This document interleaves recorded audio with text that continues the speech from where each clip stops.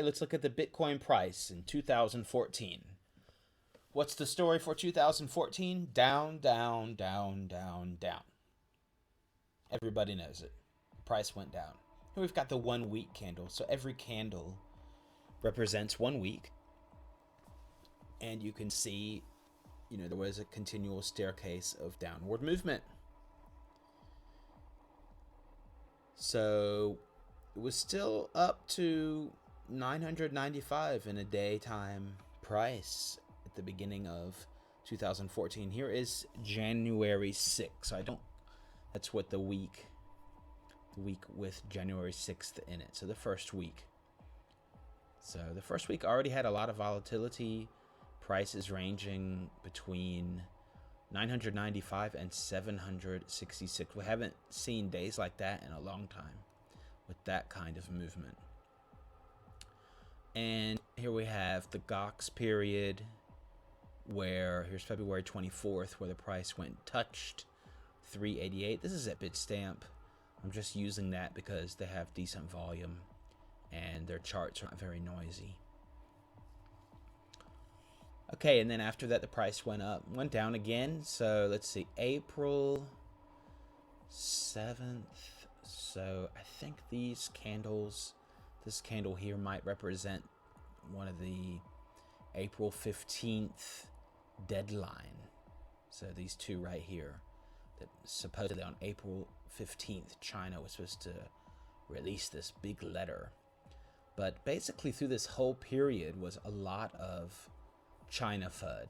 And after this April 15th stuff, people were just like, okay, I've had enough. I'm just not going to listen to this. And then the price slowly went up again. All right, and it was pretty, flat around the 600s for a while. And then I believe this dump right here might have been the announcement. No, wait, this is in August. This first little dump here, July. So I think these red candles right here, some of this dumpage around this period might have been from the first Silk Road auction. I think these weeks here, there was some action because of that. I don't know why. I mean, it's not like they were selling the coins on the market. It was just an announcement. But anyway, you know how it goes. All right, and then in August, you had a big dump in the summer, and all the altcoins crashed too. And then we had the bear whale down here, and we had a little rally, but it just didn't stay. And now we're down again. And this is also after the second Silk Road auction, these past weeks here at the end. All right, I've got those nice little circles over there. That's this SAR indicator, but basically that's just saying when the little circles are up here above the price, that means it's a bear market, and when the bubbles are at the bottom, it's a bull market. Pretty easy to understand. And let's see when they switched. So they switched this week. Excuse me. Now we can change the indicator. Yeah, let's do a simple moving average here and see what they did. Well, they crossed here. So they didn't cross there. And they crossed again here. Okay, let's see what another one. EMA. Okay, so the EMA crossed also similarly as the SAR. They're calculated differently. All right, let's get some. Okay, so at the bottom, I've got an RSI, Relative Strength Index. Whoops. There we go. All right, and you can see way over here, it was oversold at, well, actually, it's only at 66. 70 is typically oversold, but it's pretty high. And down here, of course, at the bear whale, overbought way over here to the left. And it was oversold during the bear whale. It doesn't take a brain scientist to figure that out. Let's see what another one. And there is a similar story, but I think it's much There is a similar story, but I think it's a little clearer here. The stochastic indicator was way oversold already here. So it already was picking up the dumpage when it was below 20 here. And then already here, it was saying, okay, you're already overbought. And then it sensed dumpage around here. This candle here, it said, no, that is the dumpage time. So that's why I actually like the stochastic indicator. It's, you can never tell the future exactly, but it's a pretty good indicator, as you can see. Okay, and that was the price for 2014. Down, down, down. Was it the worst investment in 2014? Well, no, of course not. I don't think so. Of course, from purely a price standpoint, maybe, but it's not like you have to buy and hold only. You should use Bitcoin, in my opinion. And then you can, if you were to use Bitcoin, buy and sell or earn and sell during this time, you can also hold some on the side. Then you could actually benefit from some of this volatility. If you're just going to hold, well, you have the risk of something like 2014 happening. But who knows what next year will bring, or 2016 when there's another halving. But anyway, that was the price for 2014.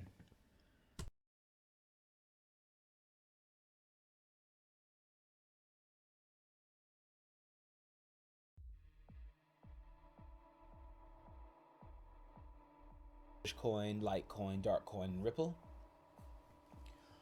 I have included these because they are popular altcoins. So Bitcoin, of course, is popular, but these altcoins are popular and they're often high on the market capitalization. So it's not that I might like one or I might dislike one of these, but that's not the issue. Some altcoins that also are high on the market cap just don't show up on this chart for the Google searches. Believe me, I've tried. Feel free to comment about it if you want. I can bring up another chart, but this is a pretty interesting one that shows, Bitcoin is definitely way more searched than any of the altcoins. And you can see that Dogecoin is in red and Litecoin is in kind of yellow orange color, and they're pretty close to each other most of the time. Sometimes Litecoin is higher, sometimes Dogecoin is higher, but they're pretty similar. And when Darkcoin came out, there were some searches for it. It was, and Ripple is also searched for, so it doesn't really look like it on this chart, but they are. Okay, let's go down to the regional interest. This is quite interesting. Let's go over to Bitcoin first. All right, this is for 2014, the top cities where people were searching from: San Francisco, Vancouver, Toronto, New York, Austin, Singapore, Montreal. And the regions. Hey, see, United States is not number one for 2014. Iceland, Estonia, Slovenia, United States, Canada, Singapore, Cyprus. Quite interesting. All right, let's check out the altcoins.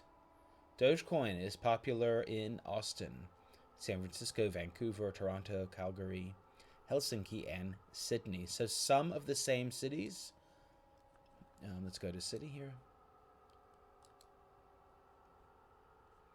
But not all of them. I don't think Dogecoin was as big in Singapore, although there is a little blue dot there. Okay, let's go over to Litecoin. Is Litecoin popular? Let's check it out. Oh, interesting. In Bulgaria. So Sofia, Bulgaria, Prague, Toronto, Vancouver, Belgrade, Stockholm, Melbourne. Regions for Litecoin. Bulgaria. So for some reason, Litecoin is really popular in Bulgaria, or people are interested in it at least. Netherlands. Okay, Netherlands, cryptocurrency. Czech Republic, Canada, Finland, Sweden, United States. Okay, Darkcoin. Well, city, London, and also Sofia, Bulgaria. And regions. Canada, United States, United Kingdom. Ripple, everybody's favorite cryptocurrency. There you go. So there's some different cities. Osaka is even on there. That's interesting. And United States, Japan, Canada. So there is some interest in Japan and India for Ripple, which is interesting. And I even have made sure in this search to use Ripple, the currency, and not just Ripple as a word for like a ripple in the water or something like that. So this is interesting. This is for our 2014. All right, let's go down to related searches. Whoops. Okay. If this can work. Let's go down to queries. All right, so the main thing people were looking for was mining Bitcoin, followed by Bitcoin price, Bitcoin value, Bitcoins, what is Bitcoin, Bitcoin miner, and Bitcoin wallet. So as you can see, we've got mining Bitcoin and Bitcoin miner both up there. So mining is something people are searching for. Rising terms, this is going to be surprising. Dogecoin. So related to Bitcoin, breakout, which means it's going to the moon. A lot of people are searching Dogecoin. Bitcoin ATM, Bitcoin news, Bitcoin price, price of Bitcoin, Bitcoin Reddit blockchain. Hey, I mean, I guess if you're getting started, you're thinking, I want to find a Bitcoin ATM or I want to mine Bitcoin. It seems like that is reflected in these searches. Okay, let's go to Dogecoin, see what the results are. Rising, Bitcoin, buy Dogecoin, Dogecoin, Bitcoin, Dogecoin calculator, Dogecoin mining, and Dogecoin price. Bitcoin, Dogecoin mining, Dogecoin value, Dogecoin wallet, Dogecoin USD. So really typical ones. Litecoin, let's see.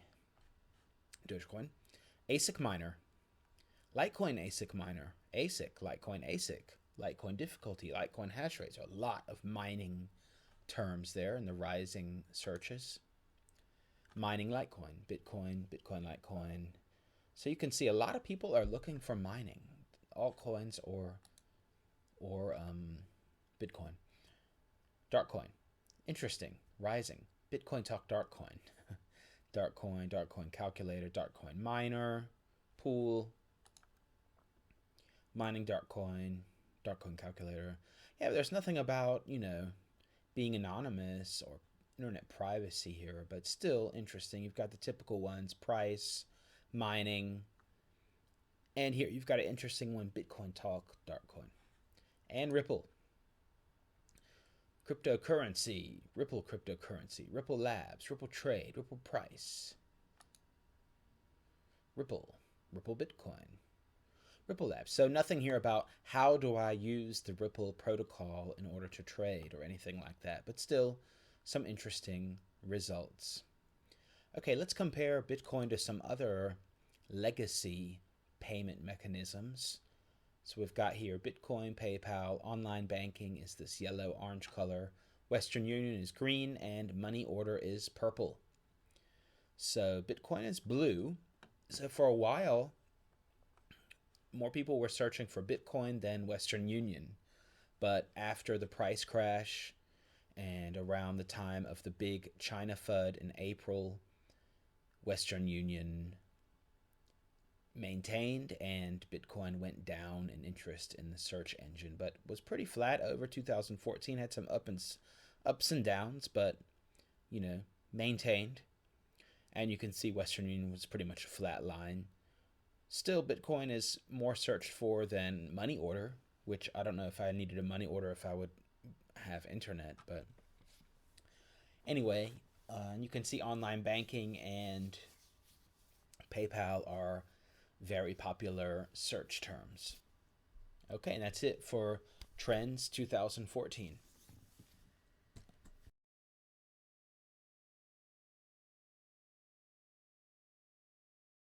A big ledger of fun things associated with Bitcoin. Basically talking a little bit about mining centralization and about 51% attacks. You just put Dogecoin before that, or you just Google it. You should find it. The Dogecoin balloon. You should find a link on Google. And I guess a ticket Right. costs about 450 euros, so you better go on and get it now, right? That's the early bird. The regular ticket will be around. Early bird, right? Early bird is 450, and if you're too late, then it's 500. So just explain to us what that means. Averaging 31 points in the last few games. All right, we're going to talk about art. And I'm missing the cheese and wine, but that's okay. And I wanted to make it so that the 6-month ritual intervals lined up as closely as I could with the equinox. Right. Here, what you've done is you've created an incentive for both parties to honor the contract because they've both deposited, and that's the whole concept, from what I understand. Well, actually, we can even create. There's no reason why eventually we can't add a little bit more to it and give like a network incentive. Is this a gold guy? Maybe this guy in the suit is the gold bug. Bugs. Yeah, gold bug. Gold bugs. That would explain it. There we go. We're geniuses. And you can look at all the social interaction, and then you can share that and add social interaction to it. So it's like a cube. It's like a 3-dimensional MP3 with the video and social elements. Why can't we share those instead of just MP3s? Yeah, that's what I want to. So can I upload a podcast to BitTunes right now? I mean, You mean an audio podcast? Yeah. Yeah.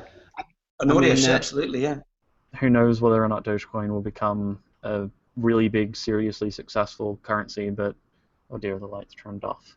At the moment, Coin Prism uses op return, and it was reduced from 80 bytes, which it should have been originally 80 bytes, so it was reduced to 40 bytes. But yeah, Coin Prism is using the protocol that's called open assets. Okay, sometimes a lot of them are just like, okay, is the mic working? Is the camera working? But in an evening of partying and after being really serious at the super serious Bitcoin conference, you got a lot of ideas, and then you woke up in the morning and decided, you know what, that is still a really good idea the day after.